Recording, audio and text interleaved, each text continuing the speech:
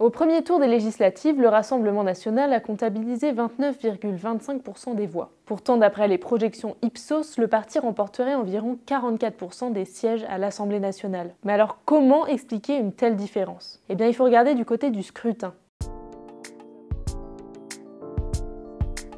En France, les législatives sont un scrutin majoritaire uninominal à 2 tours. Sans rentrer dans les détails, c'est le candidat qui a le plus de voix au second tour qui est élu. Le reste des voix pour les autres candidats n'a pas d'impact. Mais si l'on votait à la proportionnelle, c'est-à-dire si le nombre de sièges accordés à chaque parti était proportionnel au nombre de voix des Français, eh bien la situation serait un petit peu différente. Voilà une représentation des projections de sièges à l'issue du premier tour, et voilà à quoi ça ressemblerait si le scrutin était proportionnel. Le Rassemblement national aurait 192 sièges au lieu de 255, la majorité présidentielle 115 au lieu de 85, et le nouveau Front populaire 162 au lieu de 145. Évidemment, ce n'est pas le système de vote qui est appliqué en France. Mais sur proposition de certains députés, la présidente de l'Assemblée nationale elle-même s'est déclarée en faveur d'une proportionnelle partielle.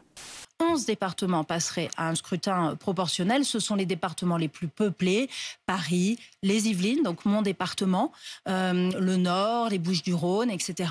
Si l'on revient aux projections qui ont été faites à l'issue du premier tour par Ipsos, voilà à quoi ça ressemblerait si on appliquait une proportionnelle partielle. Là encore, le Rassemblement national perdrait 18 sièges, Ensemble en gagnerait 10 et le nouveau Front populaire en gagnerait 14. La proportionnelle partielle pourrait représenter un entre-deux qui permettrait peut-être de mieux représenter le vote des Français.